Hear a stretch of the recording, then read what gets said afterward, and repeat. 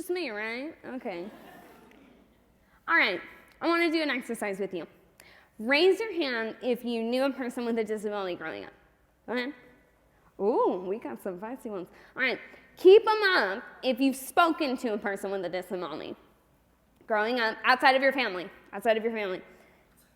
And keep them up if you were friends with someone with a disability. Best friends, real close. Yeah. So this is when a lot of hands usually go down, right? I want you to close your eyes. Keep them closed. I'll tell you when to open them. I want you to imagine you've had a stroke. You've had a stroke, you've been hospitalized, and you've woken up.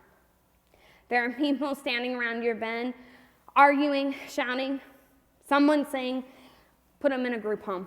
Somebody saying nursing home, in-home support, and someone saying just leave you in the hospital. When you try to say your piece, because it's your life, nothing comes out. Your stroke has paralyzed you, and now you cannot speak. And when you try to make movements, you cannot. So somebody comes into the room, perhaps a lawyer, and they say, this is not your choice to make. This person is protected under the ADA, and I want them to say their part. They look over, they see that you're awake, come over to you and ask, how can we support you? Okay, step out of that. Now, a lot of you are probably saying, I don't know what the ADA is, but it keeps me out of a nursing home. Maybe I should, right? So, I realized that the ADA was important, but I didn't know much about it. So the ADA is the Americans with Disabilities Act. This was an act that was signed in 1990. It had gone unsigned for 20 years, even though it granted the right for people with disabilities to stay in the community, have jobs, and live inclusive lives. Inclusion. Inclusion means that we are all together. When I come into an auditorium to listen to a concert, people don't part the seats for me, right? I just mix in because I'm being included. Inclusion is a beautiful thing. When we include everybody into society, we get all of the greatest minds' voice. Those voices rise, ideas are conceived, and change comes about. Beautiful change.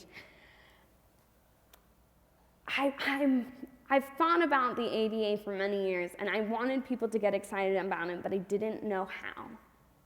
So it didn't come up until later. I want you to think about if you're really being included now in society. If you were to have a stroke tomorrow, a real stroke, or you had diabetes and a limb had to be amputated, would you be able to stay in your home? Would you have access to things in walking distance of your home? Transportation. What would your financial state be if you had to leave your job or take a lower impact one? Would your job be inclusive enough to keep you? And are you afraid to leave your job at your age because of the fear of the disabilities that come with aging? And if someone will, I'll hire you. The fact of the matter is, people don't think about being disabled until they are. But there's something exciting. 9 out of 10 of you are going to have a disability within your lifetime. Crazy, right? This can be something as simple as a broken leg or something as serious as Parkinson's. But you have to start asking yourself these questions now. If not for you, then probably for someone you love. And if you don't start asking now, by the time things happen, it's going to be hard to make changes. So, I've always had disabilities. Surprise. I've always had disabilities, but I was considered one of the lucky ones, so I never thought about the ADA and inclusion. What's that? I was nonverbal until the age of 10. I mimicked phrases and words mostly, but not a whole lot more. And I have autism and cerebral palsy. And under the ADA came IDEA, Individuals with Disabilities Education Act. This was an educational act that basically said that as a person with a disability, I have the right to the least restrictive education possible, which basically means that if I can handle more work, I get more work. Guys, I was not one of those kids that had the honor of having more work.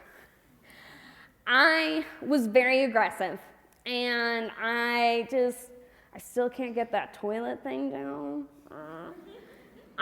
You're not supposed to talk about that, I found out, but too late. So I didn't get that. And I thought I was being included in class, but I really wasn't. I was mainstreamed.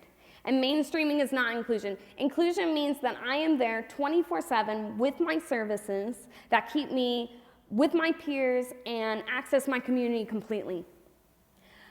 Mainstreaming, though, means that if I can handle being in the community without any of my services, then I can. But if I can't, I go right back to restricted access. It sucks. I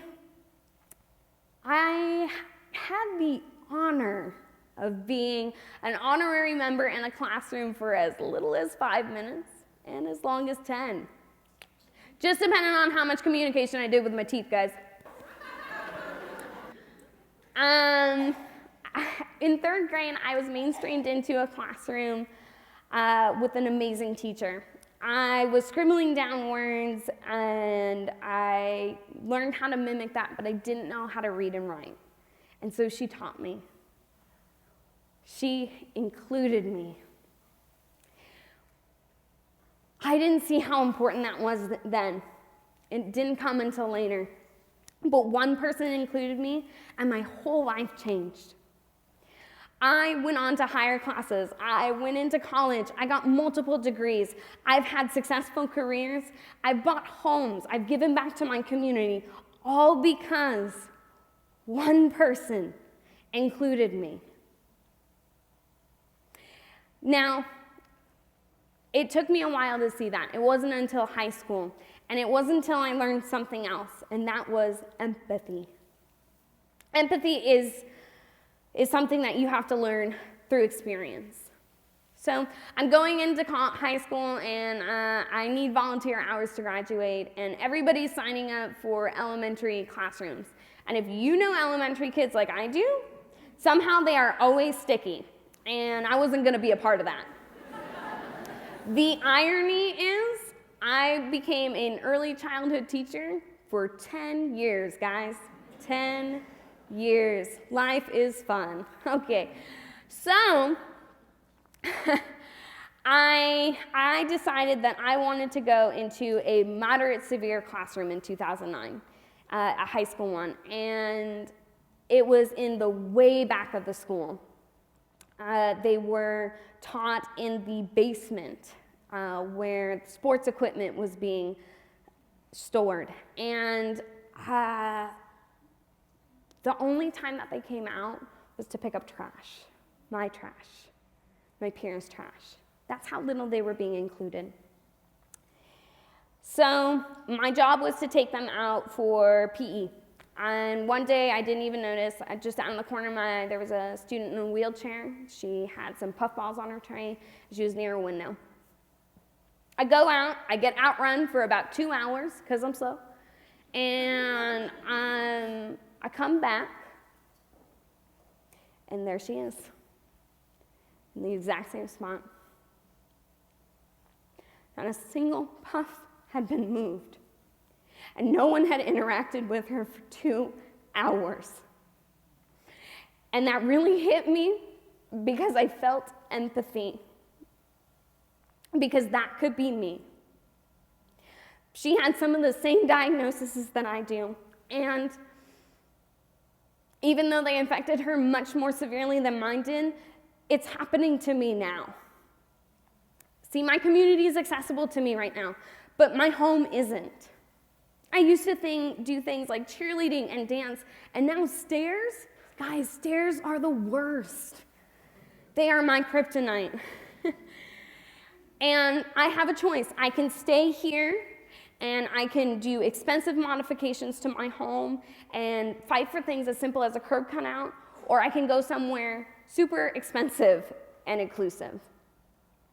Even though curb cutouts benefit people with strollers and carts, not just disabled people.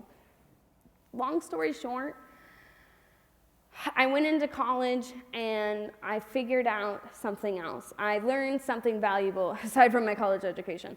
I guess that's kind of important. I decided I wanted to be an educator, and I learned something amazing. I learned about my history.